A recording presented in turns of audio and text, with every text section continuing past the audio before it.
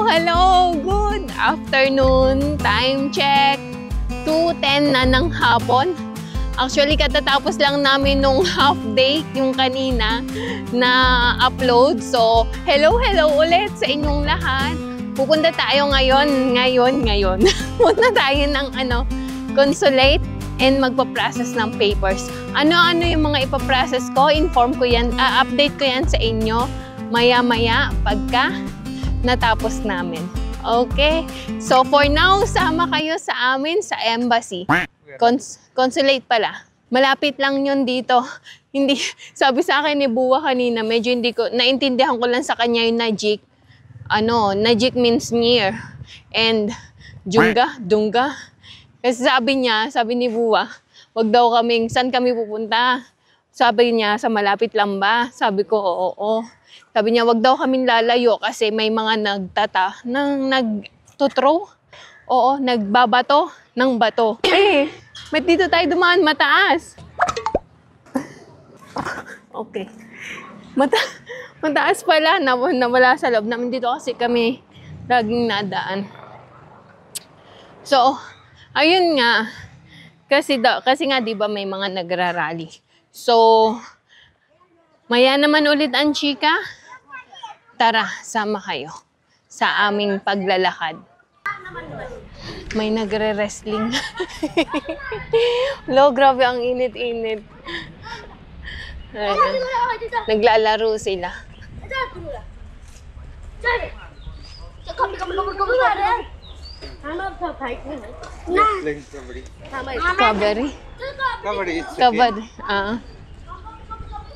Kabaddi. How it's what's the mechanics of that game? There is no mechanic.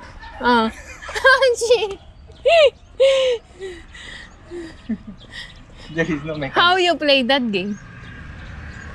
We'll stick there. Okay. Stick na lang namin, di niya ma-explain eh. But you did not play it before when you were young? No? Kabaddi? Yeah, that's why, alam niyo si Cham ang hilig sa football. Ay na. Sige, maya naman ulit.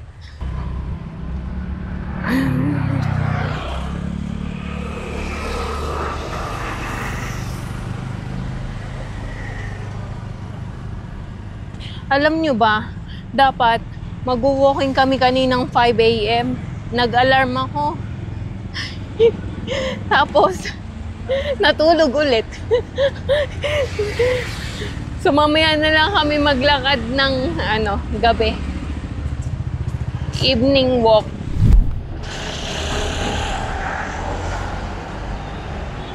Malapit lang naman. So, hindi namin to first time na lakarin yung consulate kasi sobrang lapit lang. So, nag-start tayo ng 2:10. Ngayon ay 2:15 and malapit na kami. So, siguro mga 2:20 nasa embassy na, nasa consulate na tayo. Naka-wind cheater ako kasi mainit and hindi, alam nyo ba, hindi ako masipag magdala ng payong. Kaya ganito na lang. May park dito. Oh, yung ganda ng bulaklak. Ang kulay pink, oh. Gumamela ba yan? Oo, gumamela. Si Rose? Hindi marunong kumilala ng bulaklak. Parang gumamela. Oo nga pala kasi yung gumamela, meron pala siyang patulis. Yeah. Sir?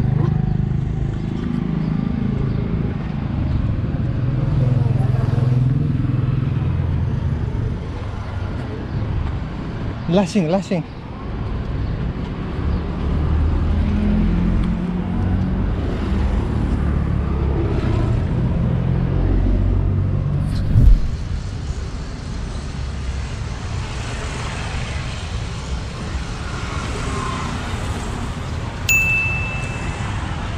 Okay, go.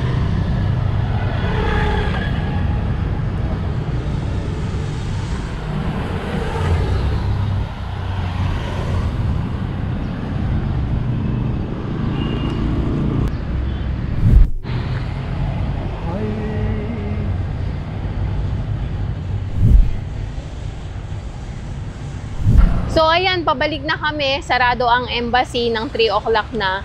So balik na lang tayo bukas ng mga maaga, mga 10 o'clock. 9 o'clock open na ang embassy. So tara na, punta naman tayo ng Sanima Bank. May process lang din kami doon. Let's go!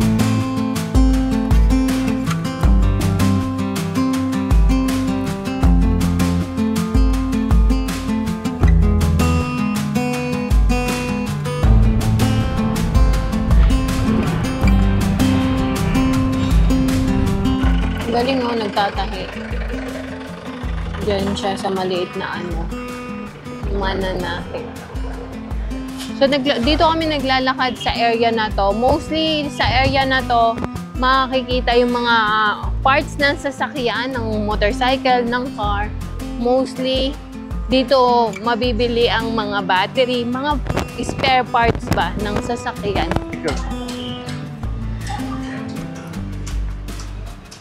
Okay, andito kami sa kabilang kalsada. Usually doon kami naglalakad. So dito kami naglakad ngayon. Makita niyo yung kabilang shop. Ano yung mga available.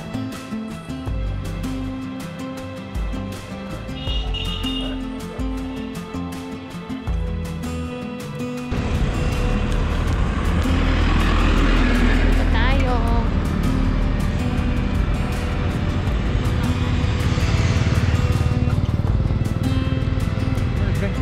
Okay.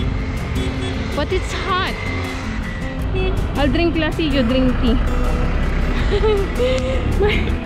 Mainit na. So, sabi niya siya, kaya kasi inuubo pa kasi siya, kaya sabi ko mag-alassi. And then after doon, diretso sa trabaho din.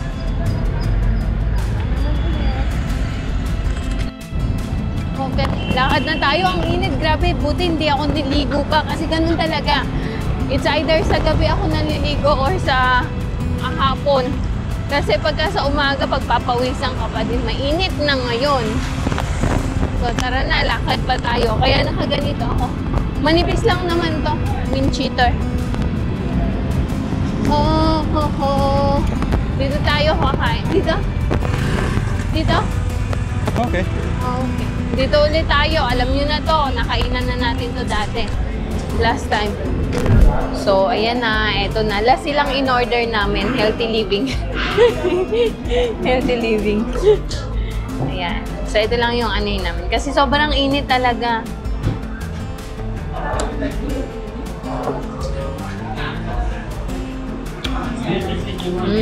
Sarap. So, pinakita ko na sa inyo kung paano gawin to.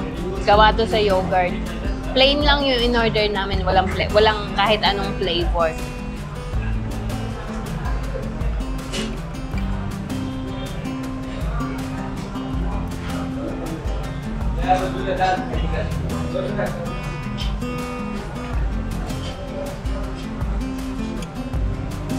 Refreshing.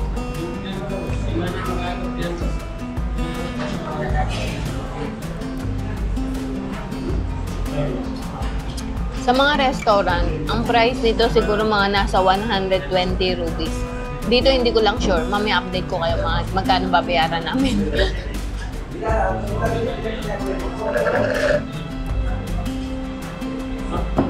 Ubus na agad.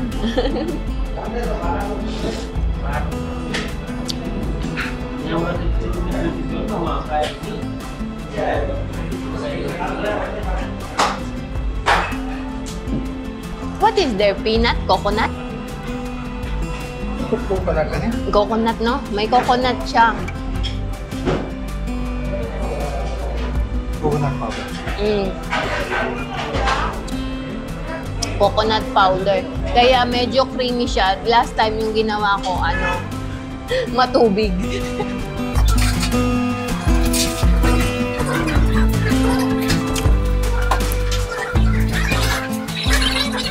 Tapos na may... Hindi, the camera. Tawa ako sa kanya. Bago kami kumain, sabi ko, magkano yung lisi? Sabi niya, siguro mga nasa 40 or 50, ganun. Tapos nito magbabayad na kami. Uy, 100, 120 pala. So pareho lang ng mga presyohan sa anong tawag doon? Sa mga restaurant. Sabi ko sa kanya, yung presyo mo, panahon pa ni Kopong-Kopong.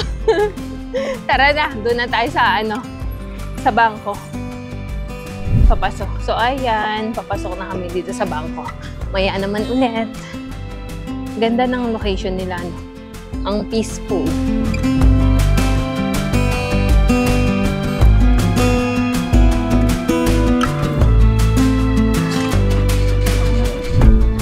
So, tapos na kami.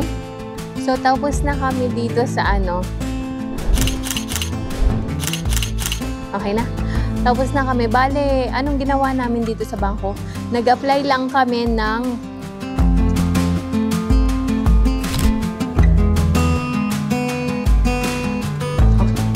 So, bale nag-apply kami ng ATM card at saka mobile banking. Kasi ewan ko, dito sa Nepal kasi, kailangan mag-apply ka pa. Pag nag-open ka ng bangko, kailangan mo pa rin mag-apply ng ATM. Di katulad sa ewan ko sa Pinas, sa UAE kasi, pag nag-open ka ng bank account, automatic magbibigay sila ng ATM card. Dito, sa Nepal, kailangan mo pa mag-apply at may bayad. 1,000 rupees? Yeah. O, may bayad yung ATM card. Ngayon, hindi ko sure sa Pilipinas kung ganun din pag nag-apply ka ng bank account. Sa UAE kasi, pag nag-apply ka ng bank account, automatic magsisend sila sa'yo ng card. Dito, ang ibibigay nila, checkbook. Okay, tara na, uwi na tayo.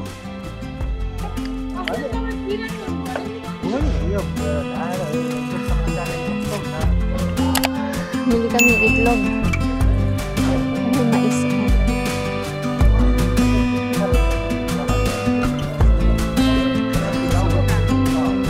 Go, brother.